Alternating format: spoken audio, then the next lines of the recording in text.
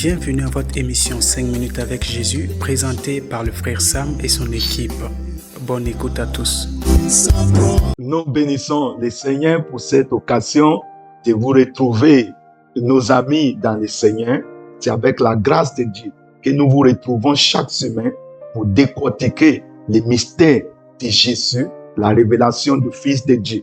Nous avons lu dans la dernière émission le livre de Genèse, le chapitre 5, les versets 1 à 2, qui était pour nous une confirmation, la confirmation de notre création. C'est précisément noté pour nous que nous étions créés à l'image de Dieu. Et c'était normal pour nous que nous restions à l'image de Dieu. Et nous allons relire les passages là aujourd'hui. Nous revenons sur tous ces passages parce que Dieu est venu vers nous au travers de son Fils Jésus pour nous faire retourner à son image. Vous savez, chers auditeurs, que ce qui a amené la dégradation dans le monde, ce qui a amené la souffrance, la maladie, ce qui a amené l'échec et même la malédiction sur la terre, c'est parce que l'image de Dieu qui devait régner en nous, l'image de Dieu qui devait dominer à partir de notre vie, qui devait se multiplier sur la terre, n'est plus ce qui s'est multiplié sur la terre. Nous allons y revenir. Mais en attendant, je vais relire les passages de Genèse, de chapitre 5 et les versets 1 à 2. Probablement jusqu'au verset 3 aujourd'hui, selon la grâce de Dieu. Dit, voici le livre de la postérité d'Adam. Lorsque Dieu créa l'homme, il le fit à la ressemblance de Dieu. Il le créa la femme, il le créa l'homme et la femme. Et il les bénit et les appela du nom d'Adam lorsqu'il fut créé.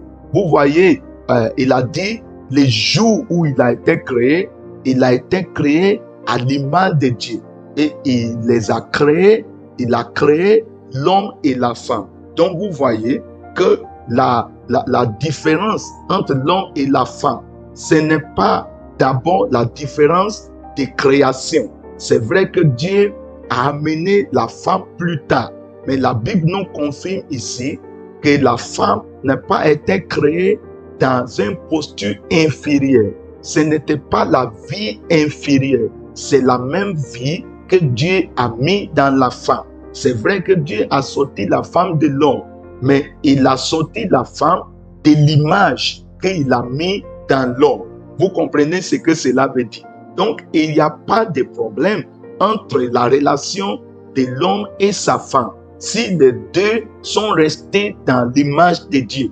Vous voyez, même l'histoire des divorces aujourd'hui, l'histoire des dégradations dans la famille qui amène beaucoup de situations difficiles dans les foyers aujourd'hui, c'est quand l'homme est déchu de l'image de Dieu. Et nous allons tracer ça parce que vous allez remarquer que le problème dans les foyers a commencé lorsque l'image de Dieu est tombée dans l'homme. Quand l'image de Dieu est dans la vie de l'homme et la femme dans un foyer, les deux sont transparents, les deux travaillent ensemble. La façon dont Dieu le Père, Dieu le Fils et Dieu le Saint-Esprit travaillent depuis l'éternité passée. Il n'y a jamais eu palabre entre eux. Ils ont travaillé en harmonie, ils ont eu même vision, ils ont eu même projet, de sorte que quand le Saint-Esprit travaille, il travaille à la gloire de Dieu. Quand Jésus travaille, lui aussi, il glorifie son Père. Aujourd'hui, je voulais m'accentuer sur le foyer un peu plus, parce que je vois ici que la Bible dit, il créa l'homme et la femme.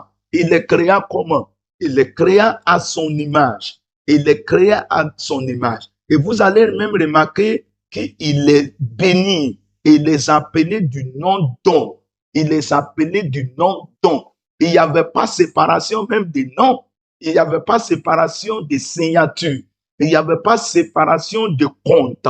Aujourd'hui, beaucoup de familles sont séparées. La femme a son compte, le mari a son compte. C'est quand l'image de Dieu est enlevée que l'unité dans la famille est disloquée. Et je suis en train de prier aujourd'hui que même dans notre foyer, nous retournons à l'image de la création. La Bible dit, Dieu l'a créé femme, l'homme et femme, et il les a fait à son image. Et quand il vivait à l'image de Dieu, il y avait l'harmonie dans la famille, il y avait la prospérité dans la famille. Je prie qu'aujourd'hui, que notre foyer retourne à l'image de Dieu pour que nous soyons dans la gloire par Jésus-Christ. Amen.